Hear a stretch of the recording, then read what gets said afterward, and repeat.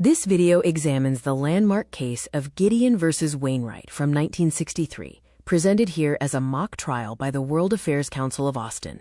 Gideon versus Wainwright began in 1961 as a state felony prosecution in Florida. Clarence Earl Gideon, a poor drifter, was charged with breaking and entering. When denied a court-appointed lawyer because it was not a capital case, Gideon was forced to represent himself. The factual background reveals that the Bay Harbor pool room was broken into in 1961. A witness claimed to see Gideon leaving with a bottle and coins. When the judge denied his request for a lawyer under Florida law, Gideon went to trial representing himself, highlighting the core conflict of denying counsel to indigent defendants. Gideon was tried, represented himself, and was found guilty by the jury, leading to a 5-year prison sentence. From prison, he filed handwritten petitions to the Florida Supreme Court, and then, crucially, to the U.S. Supreme Court. Lacking legal training, Gideon's defense theory centered on arguing his innocence and misidentification. He attempted to expose inconsistencies in the prosecution's witness testimony and insisted that he could not properly defend himself without legal counsel. The state of Florida's theory of the case relied on the eyewitness testimony and circumstantial evidence, such as Gideon having pockets full of coins. They maintained that state law did not require providing counsel in non-capital felony cases. The case involved 10 key truths that shaped American justice. First, Clarence Gideon was an unlikely ordinary plaintiff. Second, his request to the Supreme Court was a simple, handwritten petition. The case overturned the 2-decade-old precedent of Betts v. Brady. The Supreme Court appointed future Justice Abe Fortas to argue Gideon's case.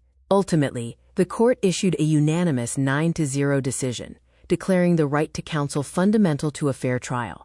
Gideon was charged under Section 810.05 of the Florida Statutes of 1961, specifically for breaking and entering with intent to commit a misdemeanor, petty larceny.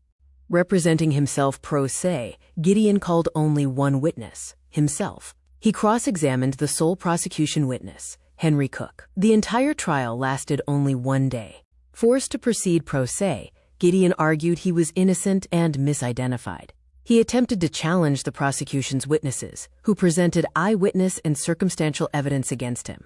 Gideon cross-examined prosecution witnesses without an attorney, trying to highlight inconsistencies. The state's key witness was Henry Cook. Despite his efforts, Gideon's pro se defense was unsuccessful at the first trial.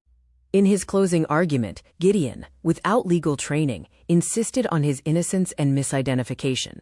He pointed to inconsistencies in testimony, but his defense ultimately failed in the initial trial.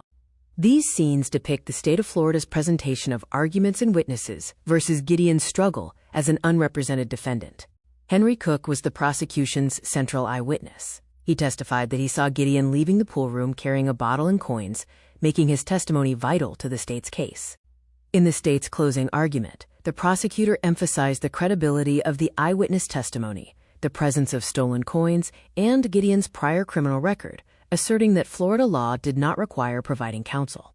The state's evidence included eyewitness testimony and circumstantial evidence, showing the broken cigarette machine. They highlighted Gideon being seen with beer and coins, suggesting motive and opportunity. Despite his attempts at a pro se defense and cross-examination, the jury found Gideon guilty of the felony charge. He was subsequently sentenced to 5 years in state prison. The Supreme Court case centered on a constitutional question: does the Sixth Amendment right to counsel apply to states? Should the court overrule Betts v. Brady? And is the right to a lawyer fundamental to a fair trial? The trial outcome was a guilty verdict for Clarence Earl Gideon in the Bay County Circuit Court. He was sentenced to 5 years, a direct result of his unsuccessful pro se defense. From prison, Gideon drafted his own 5-page in forma pauperis petition to the Supreme Court, written in pencil on prison stationery. This simple plea challenged the denial of an attorney. The Supreme Court appointed Abe Fortas, a brilliant attorney and future justice, to represent Gideon. Fortas argued the right to counsel was fundamental and essential for a fair trial. Henry Cook was the prosecution's key eyewitness, claiming to have seen Gideon leaving the pool room with a bottle and coins, which formed the central part of the state's evidence. Gideon's handwritten petition from prison, filed after being denied a lawyer, made a simple and clear demand for a court-appointed attorney, challenging the state's denial of counsel. Following the Supreme Court victory, Gideon was granted a retrial with court-appointed lawyer W. Fred Turner. Turner successfully dismantled the prosecution's case, leading to a swift, unanimous, not guilty verdict and Gideon's freedom. Gideon's legacy is the establishment of a fundamental right to a lawyer in all felony cases. This ruling spurred a revolution in public defender systems, though the promise of effective counsel remains an ongoing concern. The Gideon gap refers to the crisis where the right to counsel is established, but the representation delivered is often ineffective due to massive caseloads and inadequate funding for public defenders. This is an unresolved issue in American justice. The Supreme Court delivered a unanimous ruling in favor of Gideon. It established the fundamental right to an attorney for all indigent felony defendants and explicitly overruled the prior Betts v. Brady decision. This concludes our video on the historic Gideon v. Wainwright case.